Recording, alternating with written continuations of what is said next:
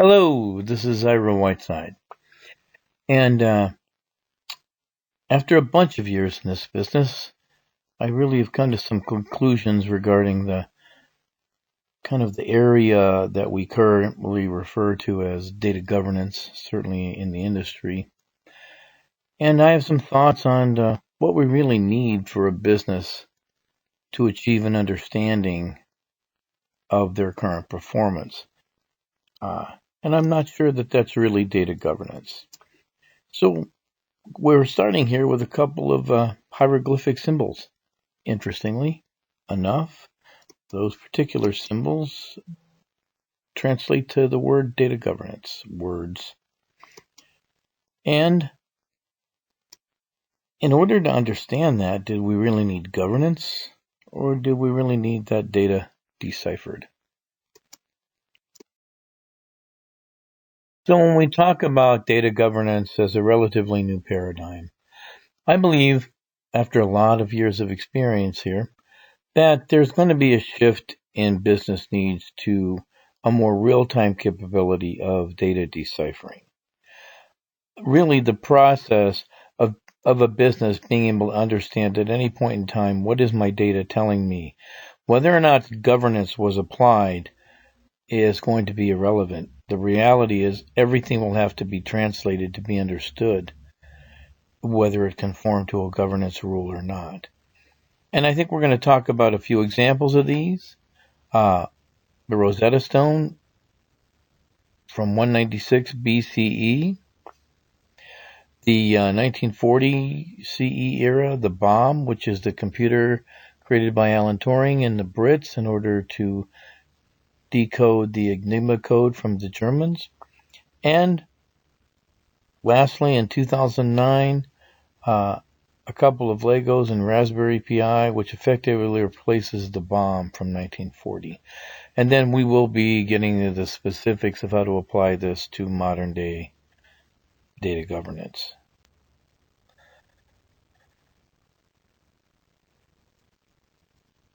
As we talk about the new paradigm from a data governance perspective, again within the last decade or so, starting from CDI, morphing into MDM, and into its current form, many forms, it's not. It's certainly not a new paradigm.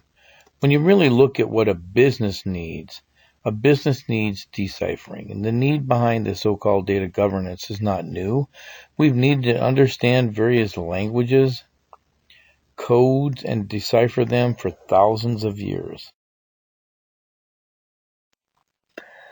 Let's talk about some definitions for a couple of slides here. Data, the quantities, characters, or symbols on which operations are performed by a computer, being stored and transmitted in the form of electrical signals and recorded on magnetic, optical, or mechanical recording media. Certainly, it would seem intuitively to be the definition of something that needs to be deciphered or explained. Certainly understood in human comprehensible concepts.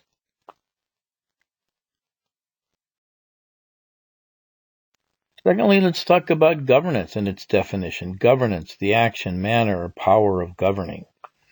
Governing, responsible for making and enforcing rules and laws, governing bodies. Doesn't sound like it has a lot to do with data. Sounds like it has a lot to do with enforcing rules on folks, which means conforming. Certainly it can be twisted and construed and applied to data. But that also means you'd have to have a mechanism to keep that process ongoing. And in the end, each bit of data will have to be, if not conformed or changed or doesn't apply to the rules, will have to be translated or deciphered. Lastly, deciphering. Convert a text written in code or a coded signal into normal language. Enable the government to decipher coded computer transmissions. Succeed in understanding, interpreting, or identifying something. Sounds a lot more like what a business needs, which is the ability at any point in time to understand what their data is currently telling them. Whether governance was applied or not, the data will still have to be translated. So let's look at a few examples of some historical examples of deciphering. 196 BCE, the Rosetta Stone.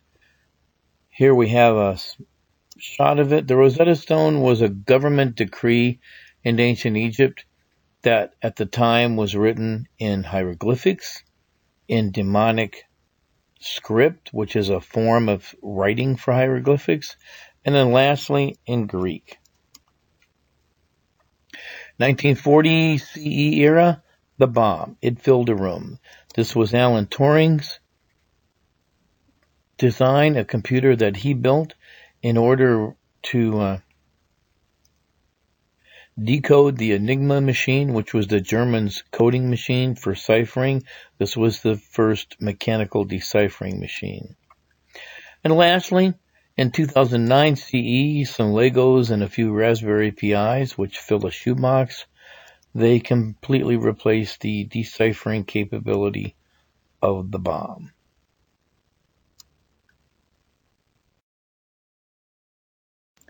So let's shift into modern times and kind of break down and talk about data governance. So as you can see, data governance we see here is a pyramid with data governance at the top, master data management in the middle, dynamic metadata, and data quality as the foundational structures. And we see at the top, the first thing appearing on the scene is the data governance. People stating requirements, goals, business questions, business needs. And of course, the first thing they do is assign data stewards. And data stewards' job, unfortunately, somewhat counterintuitively, is to manage data with no tools and no capabilities usually. Deliverables that can't be met.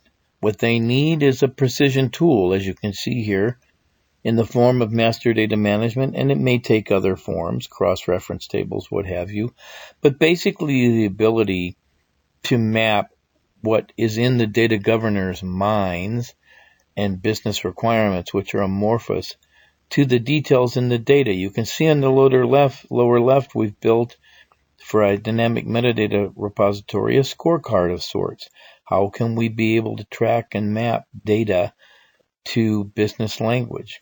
And then lastly, on the right-hand side, you can see that the engine for this is our data quality techniques. How do we conform these rules? This requires people, process, technology, extensive communication, which is fragile, can be broken, and is not engineering. Engineering also requires people, process, and technology. But as you can see with our addition to the pyramid, that in the middle, there is the capability through MDM to create really an information value chain, meaning that we have to connect the dots.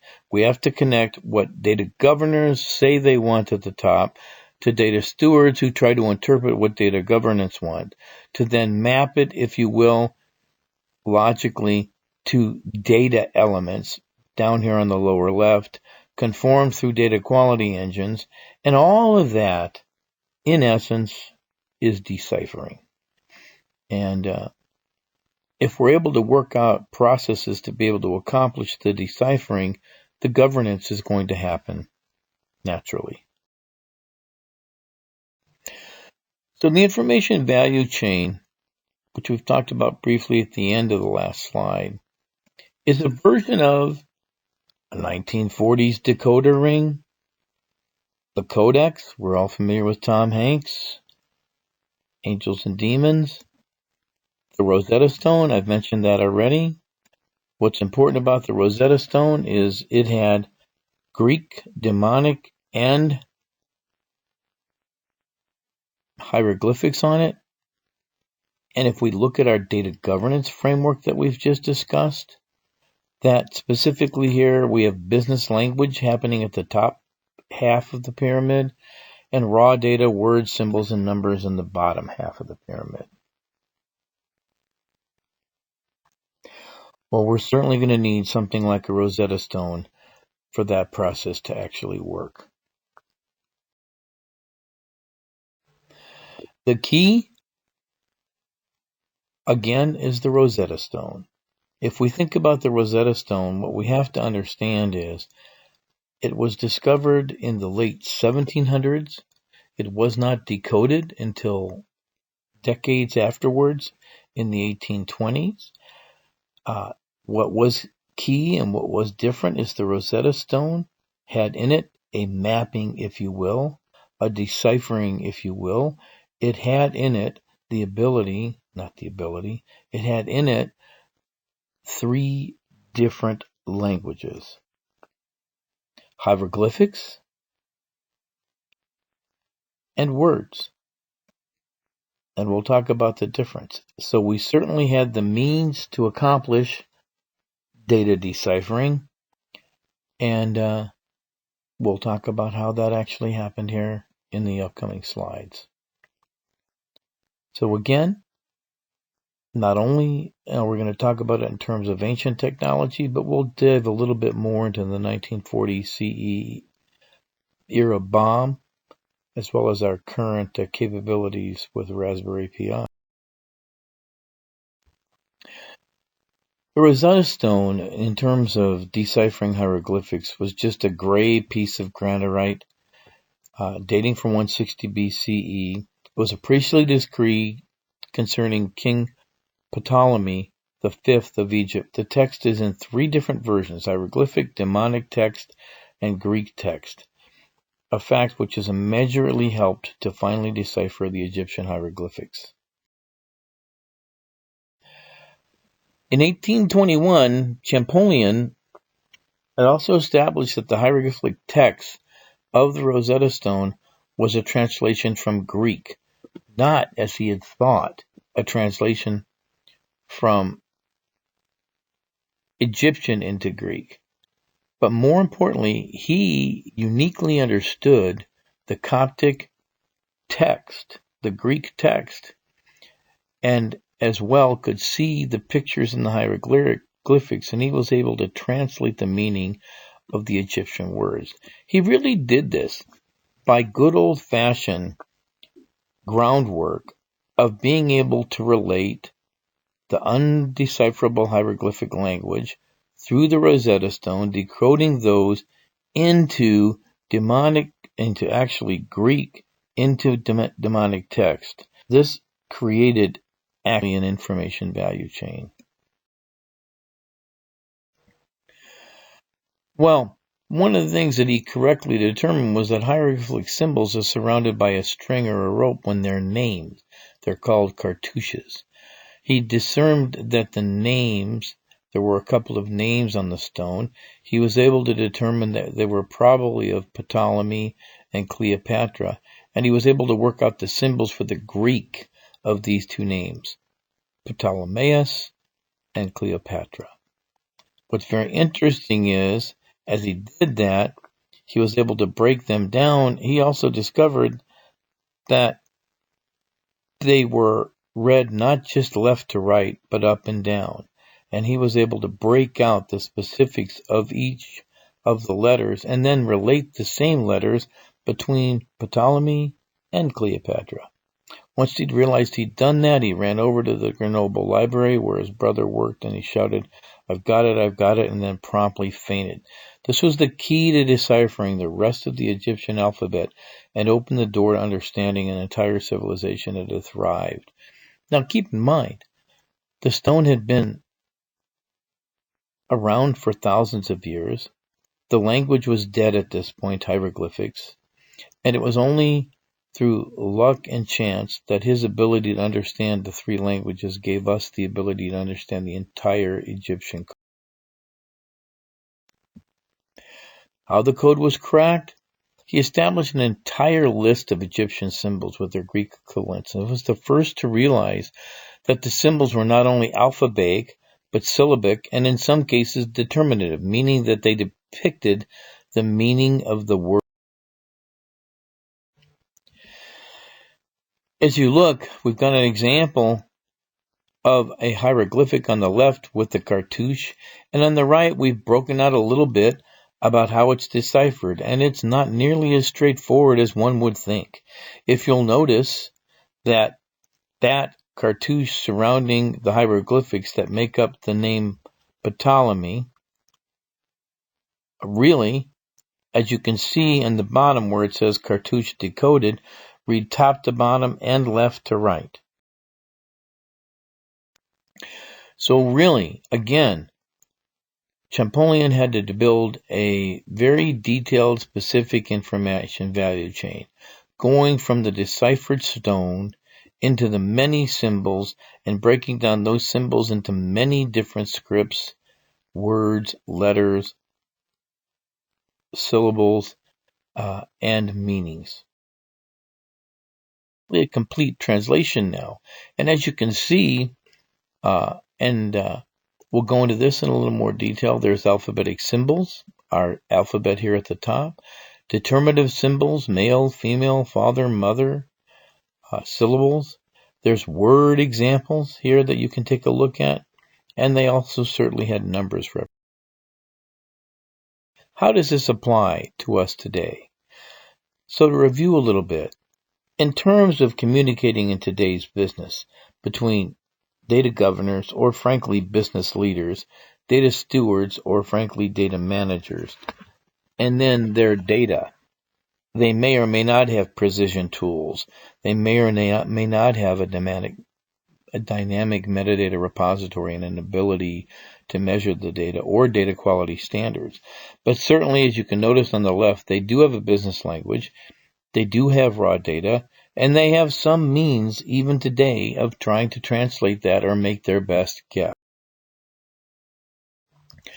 How do we apply this methodology to current business needs? And we have two tools, the information value chain and a process known as.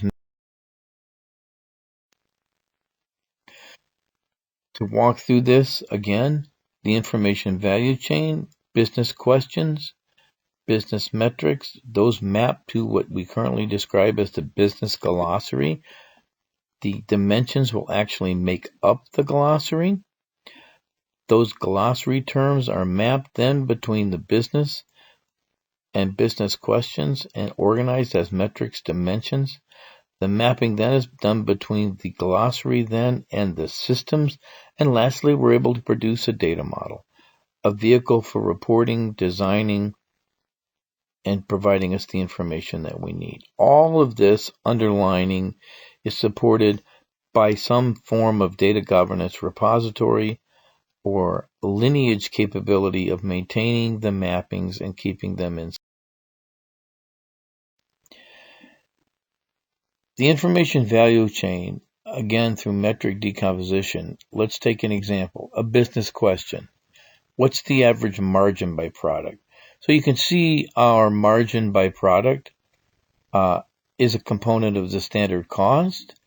Also, we've got components of average selling price, the net revenue, net units, and on and on. All of these are different components that go into that aggregate calculation. So, one question has many piece parts just looking at the math. Different angles on that business question, in addition to analyzing the metrics that are used to calculate the margin. One example might be, I'd like to analyze the margin by product, geography, and organization. Or, I'd like to analyze the margin by geography, organization, and product. Both of these are hierarchies. Hierarchies represent relationships, mappings, and require translation. So let's talk about data governance connections.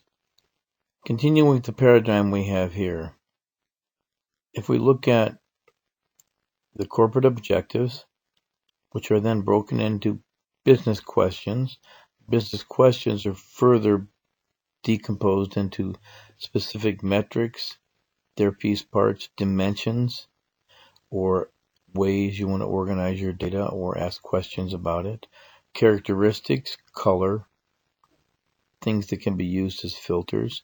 Lineage, the mapping between the information and the raw transactional data, in essence.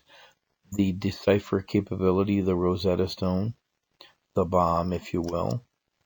And then lastly, business rules, use cases, data profiling that are also a part of your ongoing capability, which are run against your data and used as a measurement to be able to determine the accuracy, the quality of your data.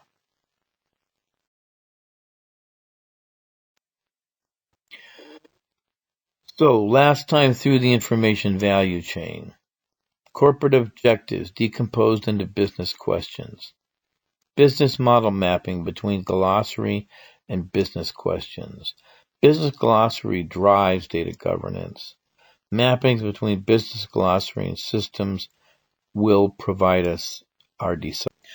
So let's look at the information value chain and metric decomposition as it's applied in everyday business. It's a structured of worksheet templates driven by business requirements and targeted implementation. Specifically, it's going to include capturing and documenting business metrics, their definitions, which will be based on business questions, capturing the specific dimensions that are required, and listing what they are, what are their definitions, how are they organized into entities, and that would mean field names that would both be serving as dimensions or, as we've defined earlier, characteristics. Next, we'd be looking at specific hierarchies or connections of data elements that form a drill path to answer a question, a business question. And then we'd also be calculating and determining the match strategy that would be needed to link records among disparate business departments and, of course, within them systems. We'd be taking all of that and putting it into a mapping spreadsheet of both business and technical data. And this can take the form of various tools that are in existence today, but conceptually it is a spreadsheet. And of course, we could be using these to build our own dashboards and reports, either from a custom repository that we're maintaining. I've detailed in several other articles and videos on how to build that repository, or through various tools. And of course, that leads to the completion of a data model, which will be used to support the entire process of deciphering the data, and which would serve ultimately as both that deciphering capability and or data governance framework for reporting, measuring, and monitoring.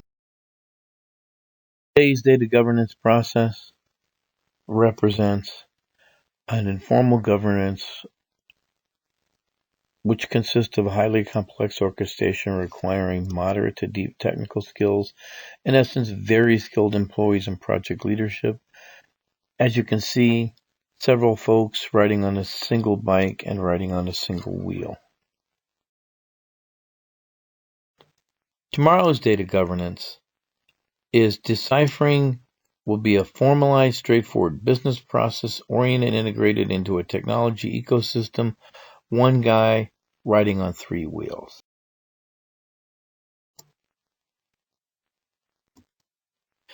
You must be ready to embrace data deciphering in order to fully realize the benefits and execute the methodology required for a complete understanding of your data governance performance.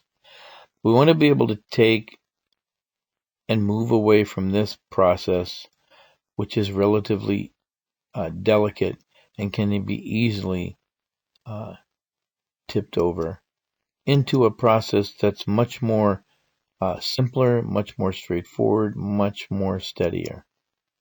And that's going to require some ability to do data deciphering.